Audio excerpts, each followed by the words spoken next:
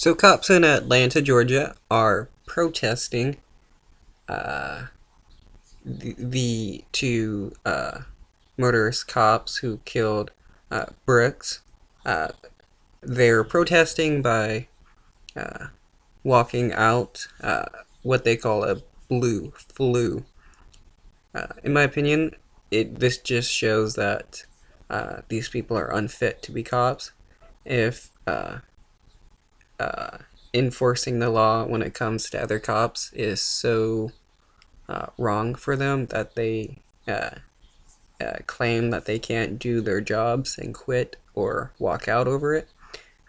Fire those cops, investigate them for any uh, crimes while being a cop, and then hire competent people from the community to become cops.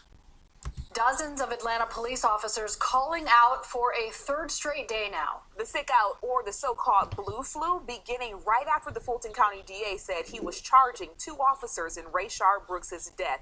Many of you have contacted us, urging us to find out how this sick out could be affecting 911 response times and overall safety in the city. Tonight, we are finally getting some answers from officers themselves, Cheryl. Tracy A. McPeer is live on the 17th Street Bridge with more. Tracy?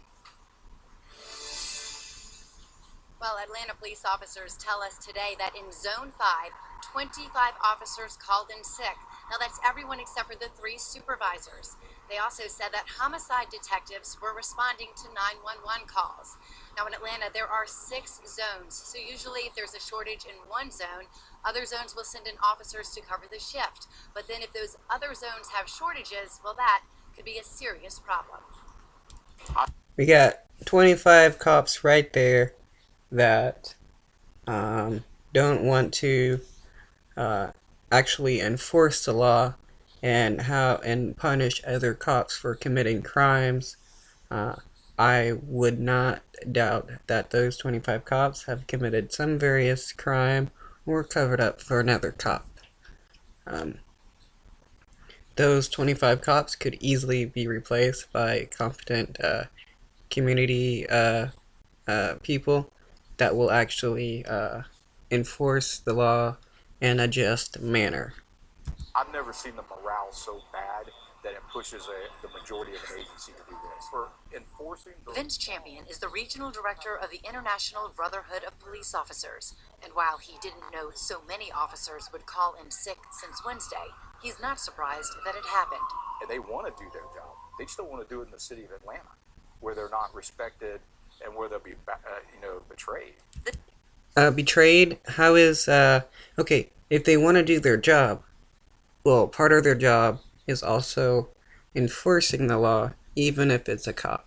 So if you see a cop assaulting a person, you're required to arrest that cop, not protest because your cop gang buddy killed a person and is now being charged.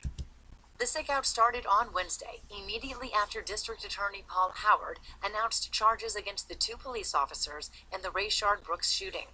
Champion says the investigation by GBI, which is the lead investigating agency on this case, could take months, and there's no way for due process to happen so fast. They think, that this could be me, and I could be doing my job, and next thing I know, I'm fired because the mayor doesn't like what she saw, and then I'm facing murder charges because the DA didn't like what he saw.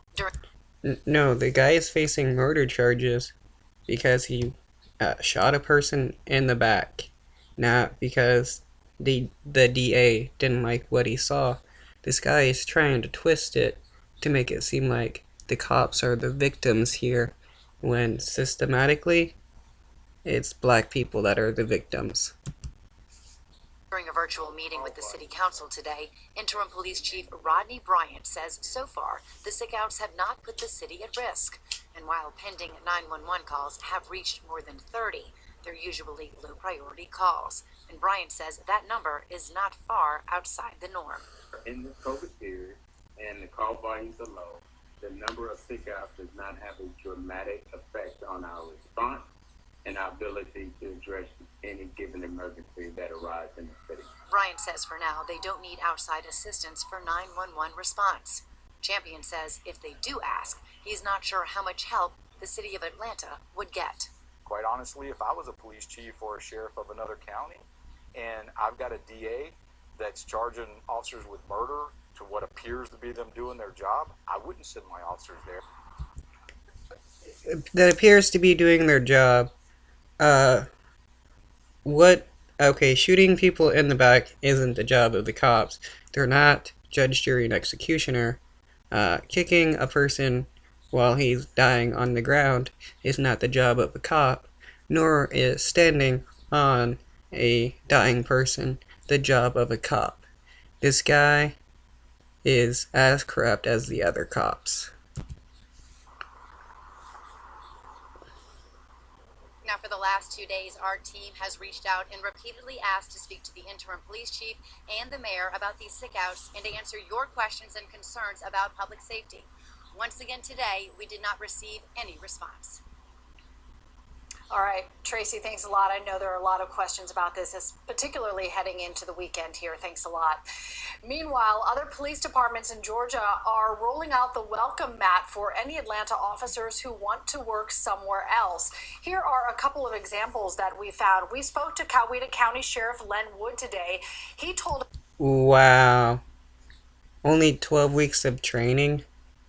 Thoroughly vetted? I doubt. But this is crazy. So, other departments are already wanting to hire these cops that are leaving. So these other departments are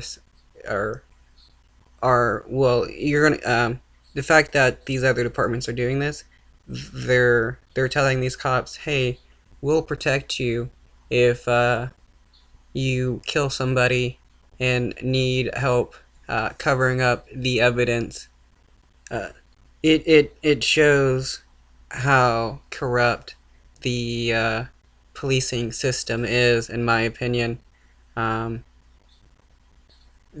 These cops are trying to protect other cops from being charged with crimes if they commit it, because they think that they should be immune to criminal investigations and stuff because they're a cop, and that being a cop makes them somehow above the law when everybody is supposed to be equal in the law.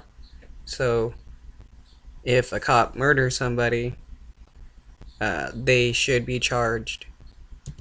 They've already hired 3 former APD officers and have received several other applications already. They currently have 13 open positions. Sheriff Wood says his department is pulling all the officers' personnel files and thoroughly vetting all candidates.